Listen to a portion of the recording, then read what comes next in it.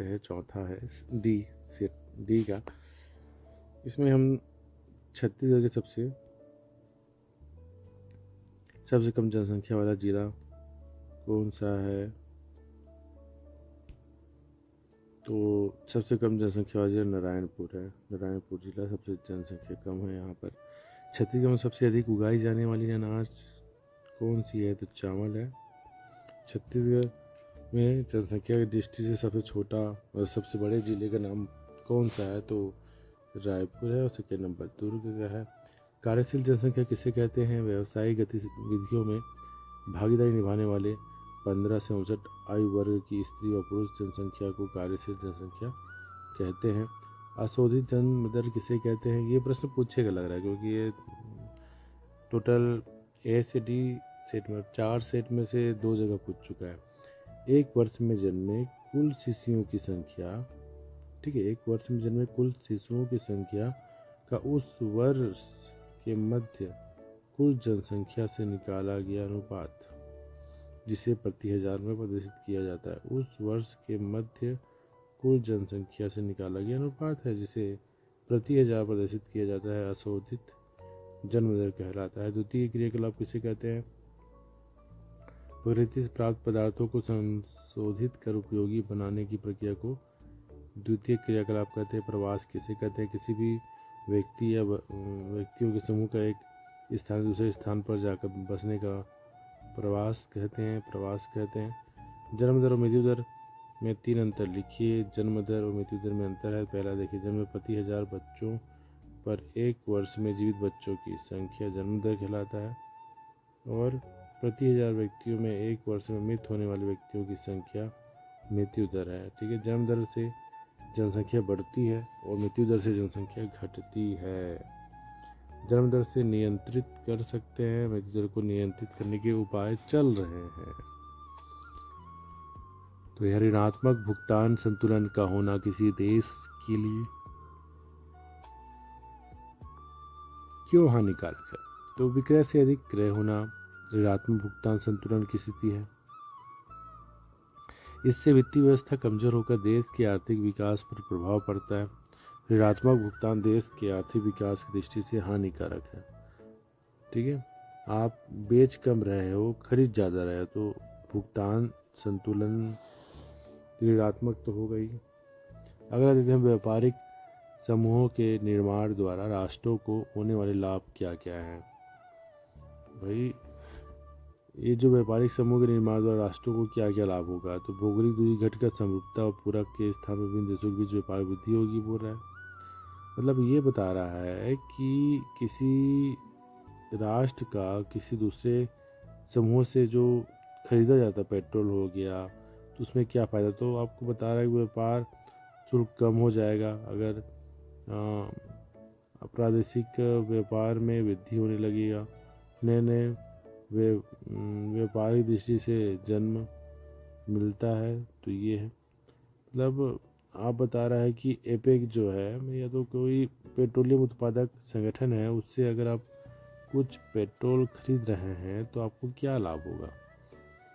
आपको कुछ मतलब डिस्काउंट तो होगा ना, व्यापार शुल्क कम होगा, नए नए व्यापार जन्म होगा। आप उससे ले रहे हैं तो आप उनको कुछ चीज़ों में हेल्प भी करोगे, दोगे भी, मतलब आप निर्यात भी करोगे। नीचे दिए गए चित्र को देखकर प्रश्नों के उत्तर को दीजिए। यह जो है तारक प्रतिरूप है। तारक प्रतिरूप है। आपको ये जो डायग्राम दिखाई दे रहा है, इसमें बहुत सारी सड़कें आके एक केंद्र में जाके मिल रही है। जिस प्रकार से तारा प्रतिरूप है, ये तारक प्रतिरूप है। यहाँ जहाँ कई मार्ग आकर एक स्थान पर मिलते हैं, उन मार्गों के सारे मकान बन जाते हैं, तारे आकार की बस्तियाँ विकसित हो जाती है। इस बस्ती की आकृति तारानुमा है। हाँ, तो तारानुमा है ये। भारत के कुछ प्रदेश घने बसे हैं जबकि कुछ विरल जनसंख्या घनत्व वाले हैं। ऐसा क्यों? भारत के कुछ प्रदेश घने बसे हैं जैसे कि बिहार, पश्चिम बंगाल, केरल, उत्तर प्रदेश। कुछ प्रदेशों में जनसंख्या विरल है और कुछ घने बसे हुए हैं, क्योंकि वहाँ का जो भौगोलिक परिस्थितियाँ है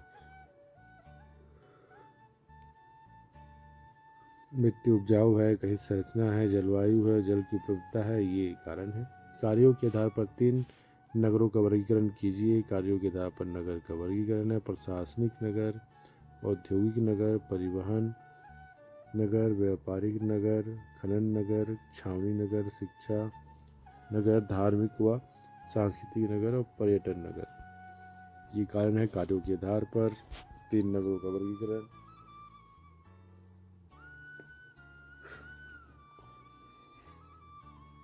मानव भूगोल की परिभाषा लिखकर इसके विषय क्षेत्र का वर्णन कीजिए।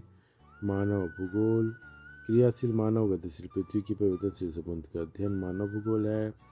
और इसके विषय क्षेत्र देखते हैं स्थानिक विश्लेषण, पारिस्थितिक विश्लेषण और प्रादेशिक। स्थानिक विश्लेषण में तथ्यों मतलब डाटा की जो संख्या विशेषता को बताता है, ये पॉइंट को याद रख लीजिए। पारिस्थितिक विश्लेषण में भूगोल मानव परिस्थिति का अध्ययन, मानव भूगोल के अध्ययन का केंद्र बिंदु मानव है। और प्रादेशिक विश्लेषण तो ये आपको प्रश्न है आपका, इसके विषय क्षेत्र का वर्णन कीजिए। विषय क्षेत्र आप पॉइंट जान रहे हैं तो पॉइंट को लिख सकते हैं, नहीं जानेंगे तो पहले सेट सी में हमने इसको अच्छे से पढ़ा था। प्रकृति के मानवीकरण का क्या तात्पर्य, ये हर सेट में पूछा जा रहा है, मतलब ये बहुत ही इम्पोर्टेंट है। आपको जितनी सरलता से आप याद कर सकते हैं उतनी सरलता से आप याद कर सकते हैं, चाहे बुक से याद करें चाहे गाइड से, तो ये बहुत अच्छा है। इसको आप अच्छे से कॉन्सेप्ट क्लियर करके आप याद कर सकते हैं। जैसे कि मैंने इसको ग्रुप सी में और बी में बताया है, आप वहाँ से देख सकते हैं। ये सब रिपीटेड है, मतलब विश्व जनसंख्या के वितरण को प्रभावित करने वाले कारक हैं, बहुत ही इम्पोर्टेंट है। तो अब इसके तो हम 3 कारक, 2 कारक थे, भौतिक कारक, मानवीय कारक, मगर यहाँ पर भौगोलिक कारण बता रहा है, तो मतलब भौतिक कारण बता रहा है। तो उच्चावच हो गया, जलवायु हो गया, मिट्टी हो गया। 3 कारण बोल रहा है तो आप 4 कारण लिख सकते हो भाई। उच्चावच हो गया मतलब धरातली उच्चावच, जलवायु हो गया और मिट्टी हो गया। अगला है विश्व में घनी जनसंख्या वाले क्षेत्रों के नाम लिखते हुए उनकी कारणों का संक्षेप में वर्णन कीजिए। तो यहाँ पर बता रहा है कि घनी जनसंख्या के कारण क्या है, तो दक्षिण पूर्वी एशिया सबसे अधिक जनसंख्या वाला है। तो यहाँ पर मानसूनी जलवायु है, उपजाऊ मिट्टी है, सिंचाई के जो साधन है, कृषि अच्छी होती है और चावल का उत्पादन हो रहा है, खनिजों और मत्स्य। और यहाँ पर तापमान भी ठीक है। दक्षिण पूर्वी संयुक्त अमेरिका में समशीतोष्ण खनिज की अधिकता और इस क्षेत्र में यूरोपीय क्षेत्र में क्या है अधिक है, तो आपको बताना है। स्वास्थ्य बताइए, जलवायु है, व्यापार है, प्रगति है, तीव्र औद्योगिकरण है, स्वेज ब्राह्मण है। 5 अंतर लिखिए। तो सेट ए में और सी में तो इसको हम लोग देख चुके हैं। मिश्रित कृषि को भी हम सेट बी में देखे हैं। आप इसको अच्छे से देख सकते हैं कि जो कृषि के अलावा पशुपालन भी किया जाता है। भारत के स्वतंत्र प्राप्ति के पश्चात कृषि विकास की महत्वपूर्ण नीतियों का वर्णन कीजिए। ये भी रिपीटेड है सेट सी में। आप देख सकते हैं कि क्या क्या है, तो कृषि योग्य भूमि का विस्तार हुआ, कृषि गहनता बढ़ाई गई, कृषि अयोग्य भूमि को कृषि भूमि में परिवर्तित करना और कम ब्याज दर पर कृषि ऋण देना और उत्तम बीज खाद सिंचाई की व्यवस्था करना, ये है। तो आप इसको देख सकते हैं। सिंचाई की क्यों आवश्यकता होती है भारत में, तो भारत में सिंचाई की आवश्यकता है क्योंकि ये कृषि प्रधान देश है और यहाँ पर आर्थिक नियोजन के लिए भी आधार भी कृषि ही है, क्योंकि यहाँ की जो वर्षा है अनिश्चित है, अनियमित है। और सिंचाई के जो कारण है ले सकते हैं 2 से 3 फसल, वर्षा इतना असमान है और वर्ष में 4 माह वर्षा होती है, फिर बाकी दिन सूखा होता है। अधिकतर मूसलाधार वर्षा होती है, तेज़ बारिश होती है, जिसका संचयन नहीं कर सकते। भरण पोषण वर्ष भर खेती पर निर्भर है, वाटर हार्वेस्टिंग भी है और जनवरी फरवरी में जल स्तर कम हो जाता है। तो ये आपको कारण है कृषि विकास की महत्वपूर्ण नीतियाँ में आपको लिख सकते हैं। भारत में चावल उत्पादक के लिए आवश्यक भौगोलिक दशाओं का ये तो प्रश्न आएगा ही, 5 से 6 नंबर का ये भी प्रश्न आएगा। तो ये सेट हम वीक में इसको रिवाइज नहीं करते अभी यहाँ पर, क्योंकि आप इसको पढ़ चुके हो। गैर परंपरागत ऊर्जा संसाधनों के नाम लिखिए। गैर परंपरागत जो है आपको, ये भी हम सेट ए में देख चुके थे। जी हाँ, इसमें है बायोगैस, ज्वारी ऊर्जा, शहरी कचरे से ऊर्जा, गन्ने की खोई, निर्धूम चूल्हा, पवन ऊर्जा, सौर ऊर्जा, भूतापी। यहाँ पे 8 पॉइंट को याद रख लीजिए, क्योंकि ये गैर परंपरागत ऊर्जा का स्रोत है। तो सौर ऊर्जा में क्या क्या है, तो आप इसको बता सकते हैं। और उन सुविधाओं को लिखिए जो भारतीय रेल यात्रियों की प्रदान की जाती है। तो कंप्यूटरीकृत आरक्षण व्यवस्था की गई है, रिजर्वेशन कोटा आरक्षण की पूर्व व्यवस्था है। ये आपको सुविधाओं को बता रहा है कि यात्रियों के लिए क्या सुविधा रेल में। तो ये आरक्षण हो गया, आरक्षण कर सकते हैं। और तेज़ गति से तो परिवहन भी हुआ, वंदे भारत तो परिवहन भी। और रेल में खाने पीने की व्यवस्था भी है, और एसी मतलब वातानुकूलित शयनयान है, और विभिन्न दर्जे की व्यवस्था है। आपको एसी बोगी ले लीजिए, 3 टायर ले लीजिए, 2 टायर ले लीजिए। सामान्य यात्रियों के लिए जनरल बोगी भी है। ऐसा नहीं कि पूरा रिजर्वेशन ही किया जाए, जनरल बोगी भी किया गया है कम सस्ते रेटों में। और विश्राम गृह भी व्यवस्था की गई है रेलवे स्टेशन में। जान मान रक्षा की व्यवस्था की थी हम लोग। आरपीएफ का गठन किया गया है। और जो स्वतंत्रता सेनानी उनके किराए में भी छूट की गई है। तो ये कारण है। समुद्री यातायात क्यों महत्वपूर्ण है? इसका कारण है क्योंकि यह सस्ता है, रखरखाव कम पड़ता है, भारी वस्तुओं को ले जा सकते हैं, और ये उपयोगी है सामरिक आर्थिक दृष्टि से। जल प्रदूषण के कारण रोकने के उपाय क्या हैं? तो आप बता सकते हैं कि जल प्रदूषण के जो कारण है, उद्योग से जो अपशिष्ट पदार्थ निकल रहे हैं वो कारण है। और कृषि में कार्य में जो खाद है उसका विलयन कर रहे हैं, कूड़े करकट हो रहा है। ये रोकने के क्या उपाय हैं? तो आपको जागरूक होना ज़रूरी है। और नदी और तालाब में जो भी छोड़ रहे हैं प्रदूषित जल को, तो उसके लिए उपचारित करना चाहिए, उसको फिल्टर करना चाहिए, तब छोड़ा जाए। वो गंदा पानी, गंदे जल को शोधन कर उपयोग कर सकते हैं। ये दिया हुआ है।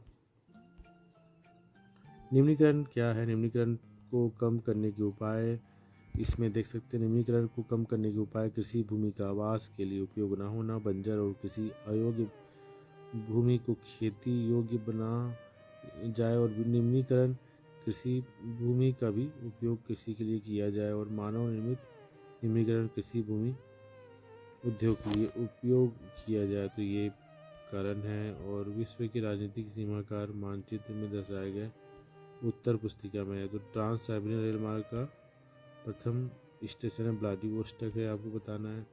एक बंदरगाह केप टाउन है, सिडनी है, पंपास घास का मैदान है, ब्राज़ील कहाँ कहाँ, ये आपको सेट में मिल जाएगा। और सिक्किम जो है, अरावली पर्वत तो राजस्थान में, कक्षिकाड़ी मुंबई। सबसे कम जनसंख्या घनत्व वाला राज्य है अरुणाचल प्रदेश है। और सिक्किम दिया है मगर अरुणाचल प्रदेश है।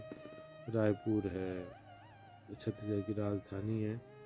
शक्कर सबसे अधिक छत्तीसगढ़ में है। भोरमदेव कवर्धा, महानदी की सहायक नदी शिवनाथ, बालोद का लोअर एस्कान ललीराजहरा।